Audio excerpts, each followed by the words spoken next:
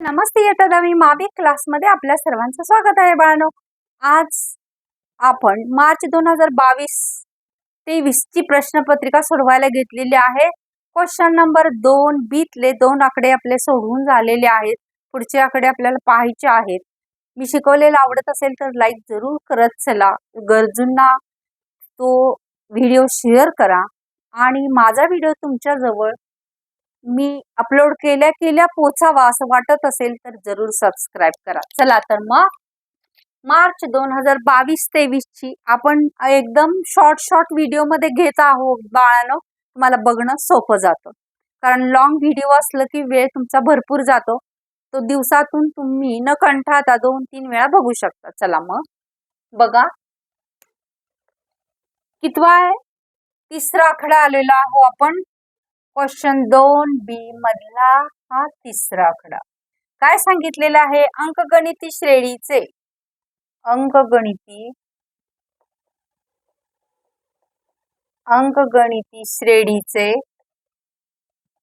अंकगणिती श्रेणीचे पहिले पद 10. पहिले पद A बरोबर किती आहे? 10. D बरोबर किती आहे? 5. तर अंकगणिती श्रेणी लिहा. अंकगणिती श्रेणी लिहा असं सांगितलेलं आहे बाळांनो. बघा आता किती मार्कासाठी विचारलेले आहेत हे तुम्हाला सुरुवातीला सांगितलेलं आहे. 2-2 मार्कासाठी हे क्वेश्चन्स आहेत. बघा काय करायचं? अंकगणिती श्रेणीचे पहिले पद ए दिले म्हणजेच ए म्हणजेच T1 बरोबर असते की नाही बाळांनो? ए आणि T1 म्हणजेच पहिले पद. डी बरोबर डिफरन्स सामायिक फरक किती दिलेला आहे? 5. कसं काढतो मग? हे T1 आपल्याला दिलेलंच आहे. T1 आपल्याला पहिलं पद मिळालं. मग T2 काढत असताना काय करायचं? T1 अधिक त्याच्यामध्ये डी मिसळायचं. T1 किती आहे? 10. 10 अधिक 5 बरोबर किती आलं? 15. मग T3 काढूया. T3 काढत असताना काय करायचं? ह्या T2 मध्ये आलेल्या या T2 मध्ये डी हे करायचं, मिळवायचं. 15 अधिक 5. 15 आणि 5 किती आले? 20. T4 किती आले? T3 plus D. 20 अधिक 5 किती आले? 25. किती सोपं आहे. म्हणून अंकगणिती श्रेणी कशी येईल? अंकगणिती श्रेणी कशी येईल बाळांनो? पहिलं पद किती असणार आहे? 10 बरोबर की नाही? 10 नंतर 15 नंतर 20 नंतर 25 ... अशी अंकगणिती श्रेणी तयार होईल. आहे की नाही सोपं? चला तर मग पुढचं बघूया.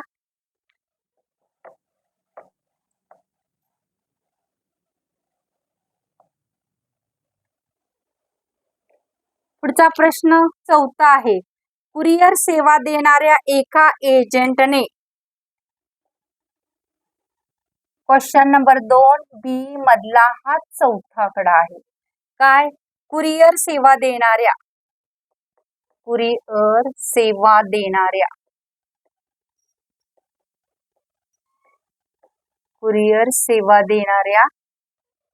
एका एजंटने एक पार्सल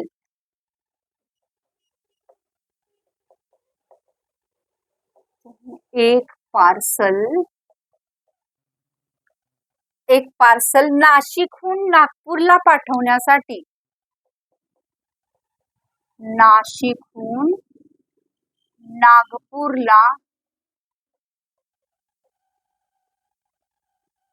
नागपूरला पाठवण्यासाठी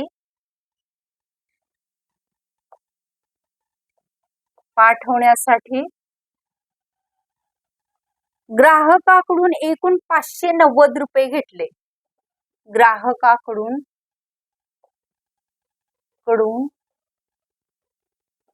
एकूण 590 रुपये घेतले. त्यात 500 रुपये करपात्र किमतीवर 500 रुपये करपात्र किमतीवर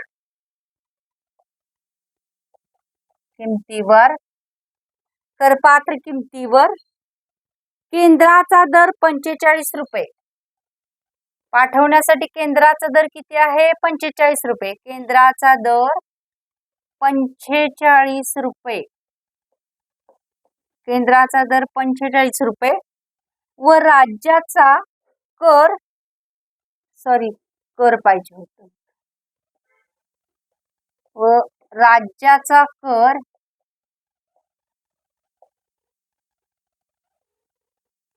45 रुपये. दोन्ही पण किती आहेत? सेम आहेत. राज्याचा कर आणि केंद्राचा कर दोन्ही सेम आहेत. तर या व्यवहारात आकारलेल्या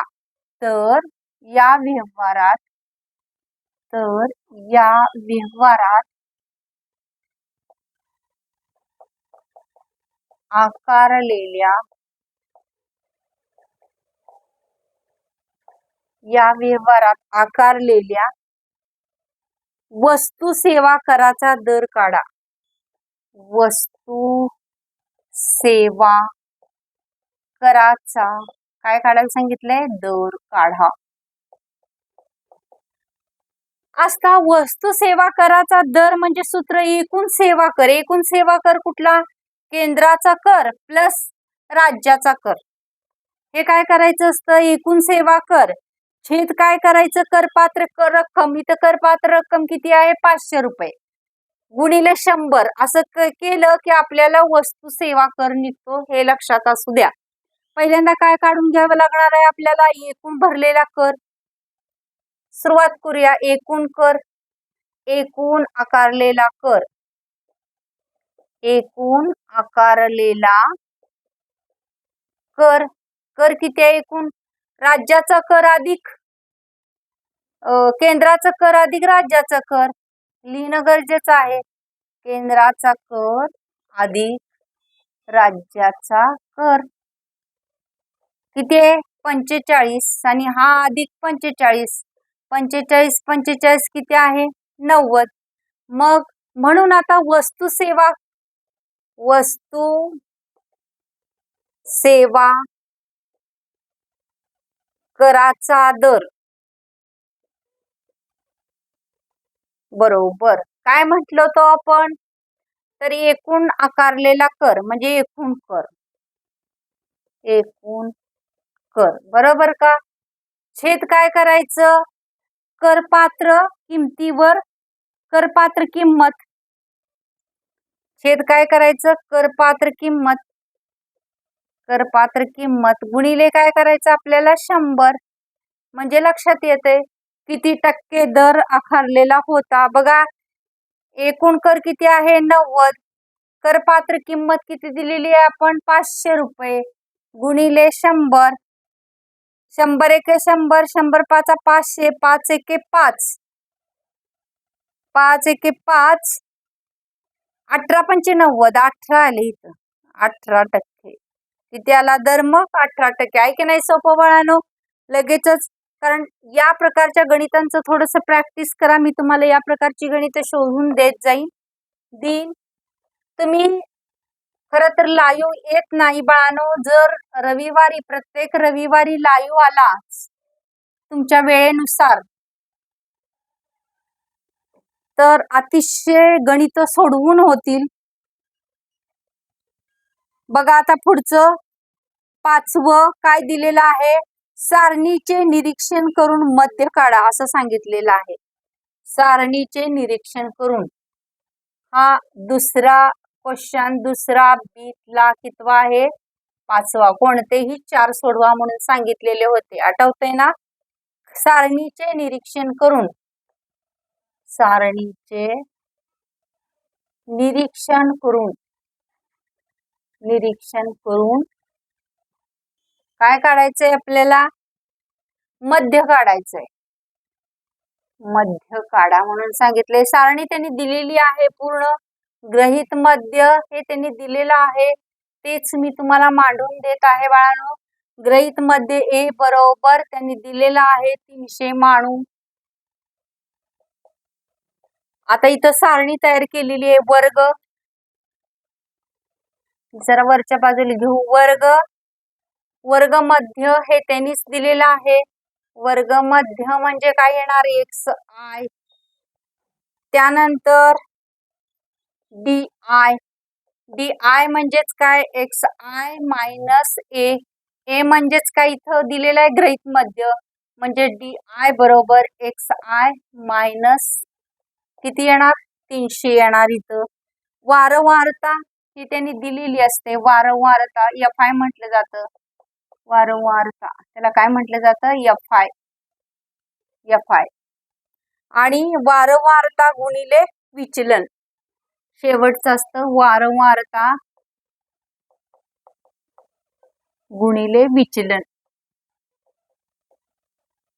वारंवारता काय आहे fi, विचलन काय आहे di. fi गुणिले di याला म्हणायचं हे विचलन आहे. काढलेलं काय असतं हे विचलन असतं. बघा आता हे त्यांनी दिलेलंच आहे सगळं आपल्याला. इथं आपलं 1% सुद्धा डोकं चालवलेलं नाही. वर्ग काय दिलेले आहेत बघा. किती वर्ग दिलेले आहेत 1 2 3 4 आणि 5. 5 आधी आपण काय करू आखून घेऊ. इथं 1 इथं 2 इथं 3 इथं 4 आणि हे 5 एवढी जागा आपल्याला लागणार आहे.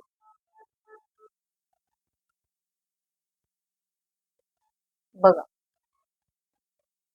काय दिलेलं आहे. वर्ग 200 ते 240. 200 ते 240. त्यानंतर दिले 240. हे पुन्हा तुम्हाला उत्तर पत्रिकेमध्ये हा तक्ता उतरूनच घ्यावा लागणार. पर्याय नाही बाळांनो. 280 ते 320. 320 ते 360. 360 ते 400 असं दिलेलं आहे. बघा xi 220 इथं 260. त्यानंतर इथं 300 कारण हा मध्य आहे ए गृहीत मध्य. त्यानंतर 340 आणि 380. आता पुढचं बघा वजा 80. काय केलं माहितीये कसं काढलं. xi म्हणजे हे 220 मधून 300 वजा करायचं. 260 मधून 300 असं वजा केलेलं आहे आणि ते काढलेलं असतं. वजा 40. इथं काय येणार तर 300 मधून गेलं 0 राहणार आहे. इथं प्लस येणार कारण इथल्या संख्या मोठ्या आहेत म्हणून 80. आता fi वारंवारता 5 10 15. 5 10 15 12 आणि 8. तिथं या दोन्हींचा गुणाकार असतो. पुन्हा कुणाचा हे fi चा आणि काढलेल्या di चा. 8 पंचे 40 म्हणजे कसला येणार वजा 400. इथं पण वजा 400 येणार. त्यानंतर इथं 0 कारण 15 ने 0 ला गुणलं 0 येणार. पुन्हा 12 चोक 48 किती येणार 480 येणार. त्यानंतर 8 64 640 येणार. आता इथं काय करायचं असतं एकूण इथं काढायचं. एकूण काढायचं. एकूण म्हणजे सिग्मा fi म्हटलं जातं. ही टोटल बेरीज त्यांनी करून दिलेली आहे. आपल्याला करायला पण सांगितलेली नाही. 50. पुन्हा इथं सिग्मा fi di यांची पण त्यांनी बेरीज करून दिलेली आहे 320. हे सगळं दिलेलं आहे. आता काय विचारलंय फक्त गृहीत मध्य काढा. कसा काढायचा गृहीत मध्य बघा एवढा चार्ट सगळा दिलेला आहे. पहिल्यांदा डी बार ची किंमत काढून घ्यायची. कशाची किंमत काढून घ्यायची डी बार. डी बार म्हणजे काय येतं बघा sigma fi sigma F I D I छेद sigma F I L. Sigma F I D I छेद सिग्मा एफ आय याची किंमत काढावी लागते. याची किंमत किती आहे? 320/50. 320/50. बघा 5 सक्क 30. 30 म्हटल्यानंतर 32 भागिले 5. 5 सक्क 30. किती उरले? 2. 5 चौक 20. किती आलं? डी बार आलं 6.4. आलं का डी बार 6.4? कळालं ना तुम्हाला? इकडची बाजू जरा पुसते, हे तुमच्या लक्षात आलं असेल. डी बार किती आलं? 6.4. आता आपल्याला काय काढायचं आहे? एक्स बार. ही डी बारची किंमत आली. मग एक्स बार. एक्स बार म्हणजेच काय? मध्य. मध्य कशाने काढतो आपण? एक्स बारनी. एक्स बार बरोबर काय करायचं? ए अधिक डी बार. याच्यामध्ये गृहीत मध्य जेवढा धरलाय त्याच्यामध्ये डी बार मिसळायचा. ए किती धरलेला आहे आपण इथं? 300 त्यांनी सांगितलेलंच आहे. डी बार किती आला? 6.4. या दोन्हींची बेरीज 306 येणार. 306.4 हा काय आला? मध्य. आहे की नाही? सोपं. काय अवघड आहे का? चार्ट तर त्यांनीच करून दिलेला आहे. एवढ्या कॅल्क्युलेशन करण्यासाठी आपल्याला मार्क्स भेटणार आहेत, पण ती फार महत्वाची आहेत. चला तर मग क्वेश्चन नंबर 2 अशा प्रकारे काय झालेला आहे? आपला पूर्ण संपलेला आहे. आपण आता क्वेश्चन नंबर 3 कडे वळूया. क्वेश्चन नंबर 3 काय दिलेला आहे बघूया बाळांनो. क्वेश्चन नंबर 3 खालील कोणतीही एक कृती करा म्हणून सांगितलेलं आहे. क्वेश्चन नंबर 3A काय सांगितलंय? खालील पैकी कोणतीही एक कृती पूर्ण करा. खालील पैकी कोणतीही एक कृती काय करायची? आपल्याला पूर्ण करायची आहे. आणि ती कृती पूर्ण करण्यासाठी आपल्याला किती मार्क्स देणार आहेत? ते 3 मार्क्स देणार आहेत बाळांनो. 3 मार्क्स आपल्याला याचे भेटणार आहेत.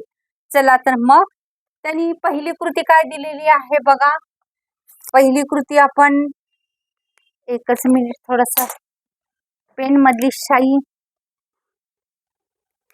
2 मुलगे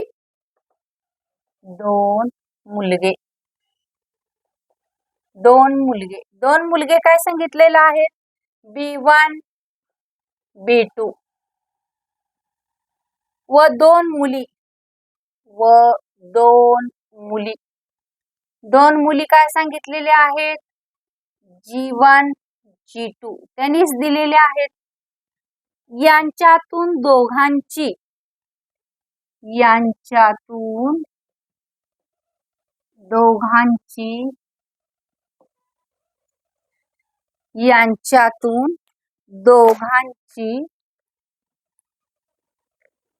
एक रस्ता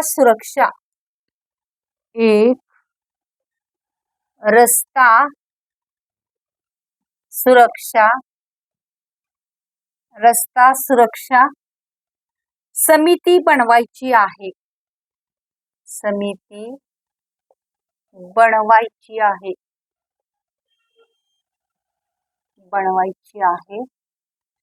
पुढे सांगितलेलं आहे. तर यासाठी नमुना अवकाश लिहिण्यासाठी नमुना अवकाश लिहिण्यासाठी काय तयार करायचंय? नमुना अवकाश लिहिण्यासाठी खालील कृती पूर्ण करा म्हणून सांगितलेलं आहे त्यांनी. खालील कृती पूर्ण करा. काय काय कृती दिलेली आहे बघा. 2 मुलांची समिती. एक आकडा दिलेला आहे. 2 मुलांची समिती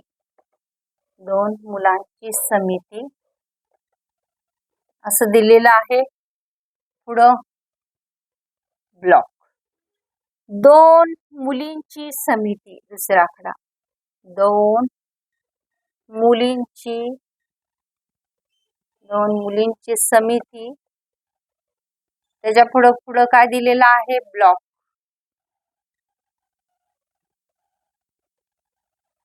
ब्लॉक दिलेला आहे. त्यानंतर दिलेला आहे तिसरा आकडा, एक मुलगा व एक मुलगी यांची मिळून, एक मुलगा व एक मुलगी यांची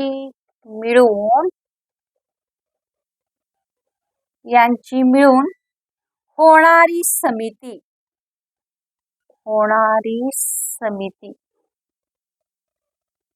यांची मिळून होणारी समिती काय दिलेली आहे बघा.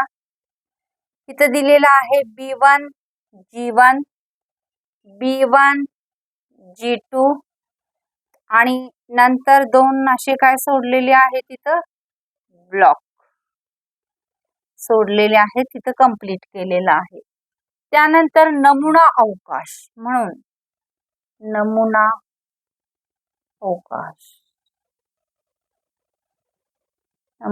अवकाश यस बरोबर काय दिलेलं आहे? B1 B2, त्यानंतर दिलेला आहे B1 G1, त्यानंतर दिलेला आहे B1 G2, त्यानंतर इथं दोन ब्लॉक काय केलेले आहेत, त्यांनी पुन्हा सोडलेले आहेत आणि लास्टला लिहिलेलं आहे G1 G2. बघा, हे सगळं आपल्याला काय करायला लागणार आहे?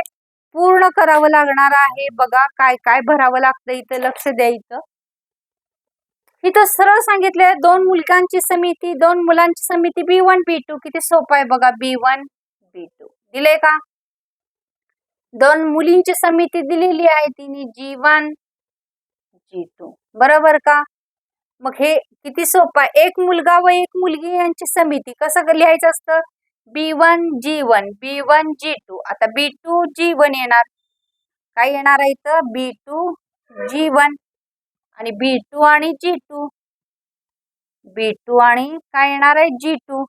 पुन्हा तेच दिलेलं आहे B1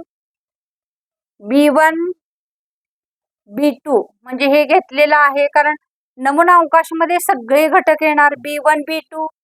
त्यानंतर काय लिहिलेलं आहे? B1 G1 हे लिहिलेलं आहे. B1 G2 म्हणजे पुन्हा ह्या दोन्ही जागा ड्रॉपला टाकलेल्या आहेत. B2 G1 आणि B2 G2 झालं. एवढं लिहिण्यासाठी किती मार्क्स मिळणार आहेत? 3 मार्क्स मिळणार आहेत. आहे की नाही सोपं बाळांनो? का अवघड वाटते तुम्हाला? किती सोपं आहे. फक्त गाळलेल्या जागा तर भरायच्या आहेत आणि त्या बदला 3 मार्क्स मिळवायचे आहेत आपल्याला. आता पुढचं बघा. दिलेल्या माहितीवरून रिकाम्या जागा भरून सेवा बीजक पूर्ण करा असं सांगितलेलं आहे. हे अतिशय मोठं आहे परंतु अतिशय सोपं आहे. क्वेश्चन नंबर 3A मधला हा दुसरा आकडा आहे. दुसरा आकडा बघूया आपण काय दिलेला आहे तो पूर्ण. दिलेल्या माहितीवरून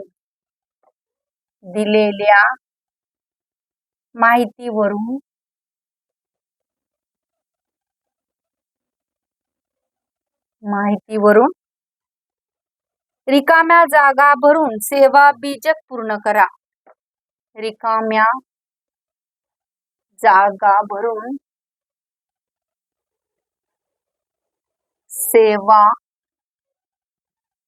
बीजक पूर्ण करा. अतिशय सोपं आहे, अतिशय सोपं आहे हे.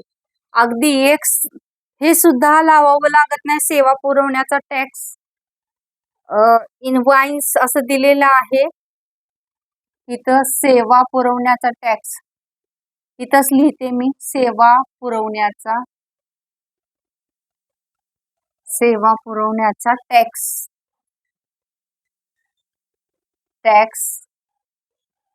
सेवा पुरवण्याचा टॅक्स. इनव्हॉइस आहार सोनेरी खेड शिवा.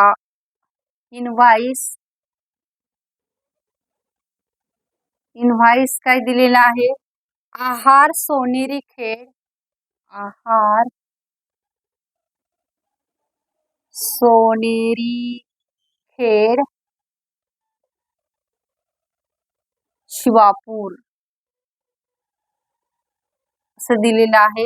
हे सगळं द्यावं लागतं. मोबाईल नंबर दिलेला आहे.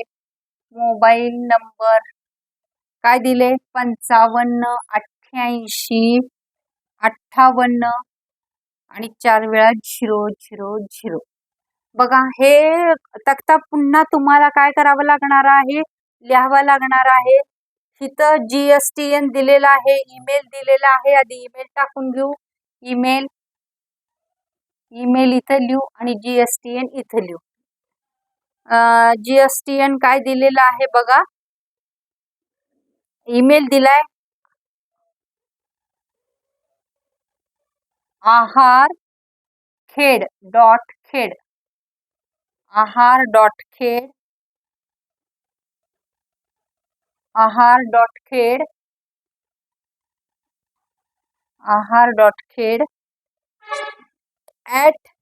@yahoo.com. yahoo.com असा ईमेल दिलेला आहे. इनवाइस डेट दिलेली आहे. इनवाइस डेट दिलेली आहे 25 फेब्रुवारी 2020 साली दिलेली आहे. म्हणजे हे बघा, अगोदरची दिलेली आहे. इथं GSTN दिलेला आहे.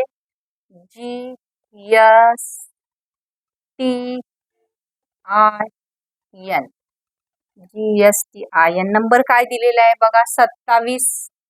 हा नंबर कसा असतो हे पण तुम्हाला सांगितलेलं आहे मी. 1 2 3 आणि 4. 1 2 3 आणि 4. B1ZA असं दिलेलं आहे GST नंबर. आता तक्ता काय दिलेला आहे तो बघूया. अतिशय सोपा असतो हा तक्ता भरायला. फक्त दिसताना मोठा दिसतो, परंतु अतिशय सोपा असतो. SAC इथं दिलेला आहे बघा. SAC इथं फूड आयटम्स, कारण लिहितानाच आपल्याला थोडंसं मोठं वाटतं बाळांनो. Food items. त्यानंतर क्वांटिटी किती आहे ती दिलेली आहे. त्यानंतर रेट दिलेला आहे. रेट कशामध्ये? इन रुपीज मध्ये दिलेले आहेत. त्यानंतर दिलेला आहे taxable amount. TAXTABLE taxable amount. त्यानंतर CGST आणि CGST मध्ये 2 भाग असतात, माहिती आहे ना तुम्हाला. CGST हे सगळं असं तक्ता दिलेला आहे आणि हे दिल्याशिवाय तुम्हाला कळणार नाही, त्यामुळे मी फळ्यावरती सगळं देत आहे. CGST आणि पुढचा दिलाय SGST. CGST आणि SGST. इथं पण 2 भाग असतात SGST मध्ये पण. आता हे वेगवेगळं करूया. 1 मिनिट बाळांनो, थोडासा वेळ लागतोय, त्याला पर्याय नाही. 3 आयटम्स दिलेले आहेत, क्वांटिटी दिलेली आहे, रेट दिलेला आहे, टॅक्सेबल अमाऊंट दिलेली आहे. त्यानंतर इथं GST ला 2 हे लागतात आणि हे बघा काय काय दिलेलं आहे ते लिहून घेऊया आपण पटपट. पहिलं काय दिलेलं आहे? पहिलं दिलेलं आहे नंबर दिलेला असतो पहिला 99. 63, 99, 63 असंच दिलेलं आहे. फूड आयटम्स काय आहे? पहिला आहे कॉफी, कॉफी आहे. दुसरी आहे मसाला टी, मसाला टी आहे. तिसरा आहे मसाला डोसा, मसाला डोसा. आता बघा इथं क्वांटिटी इथं 1 आहे, इथं 1 आहे, मसाला डोस्याची 2 आहे. इथं रेट एकाचा 20 रुपये आहे, इथं एकाचा 10 रुपये आहे आणि इथं 60 रुपये आहे. आता टेक्स्टेबल अमाऊंट इथं 20 रुपये दिलेली आहे, इथं 10 रुपये दिलेली आहे, इथं काय केलेलं आहे त्यांनी ब्लॉक दिलेला आहे. आता बघा इथं रेट GSTचा हे आखून घेऊ, नाहीतर मग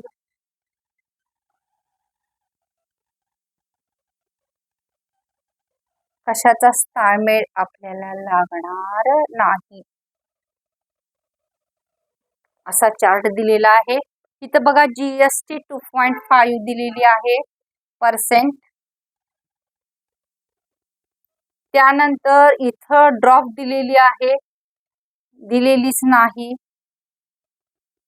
त्यानंतर खाली दिलेली आहे 2.5%. इथं दिलेलं आहे 0.15 रुपीज, इथं 0.25 रुपीज, इथं दिलेलं आहे 3 रुपीज. आता इकडं बघा इथं दिलेलं आहे 2.5%, 2.5%. इथं पण दिलेलं आहे 2.5%, इथं पण दिलेलं आहे 2.5%. ह्या दोन रिमेनिंग दिलेले आहेत, म्हणजे गाळलेल्या जागा भरायच्या आहेत. आणि इथं दिलेलं आहे 3.0 रुपीज. इथं कसं दिलेलं आहे बघा, इथं आपल्याला दिलेलं आहे एकूण किती रुपये झाले ते दिलेलं आहे एकूण. इथं किती झाले 150 रुपये दिलेले आहेत. त्यानंतर इथं 3.75 दिलेले आहेत. कुठं इथं एकूण 3.75 रुपीज, एकूण 3.75 रुपीज. इथं पण दिलेलं आहे एकूण 3.75 रुपीज. आणि तिथं दिलेलं आहे ग्रँड टोटल असं दिलेलं आहे, ग्रँड टोटल असं दिलेलं आहे. टोटल किती दिलेलं आहे 157.50 रुपीज. म्हणजे ह्या दोन्हींची बेरीज बघा किती किती सोपं आहे. आपल्याला 1 सेकंद सुद्धा विचार करायला लागत नाही, इतक्या फास्ट. सैदुनी 12, इथं 120 येते. किती सोपं आहे. हे दोन्ही सेम असतात, CGST आणि SGST हे सेम असतात. इथं 2.5, इथं पण 2.5% आलं. आता राहिलं काय बघा, इथं ड्रॉप दिलेली आहे, ही जागा ड्रॉप दिलेली आहे. इथं 3 रुपीज, इथं पण 3 रुपीज येणार. आता बघा इथं 0.50, इथं पण 0.50 रुपीज येणार. इथं 0.25, इथं पण 0.25 रुपये. 1 सेकंद डोकं चालवायला लागत नाही, कारण का GST आणि SGST कसं असतं, सेम असतं. आहे की नाही सोपं बाळांनो? थँक्यू बाळांनो.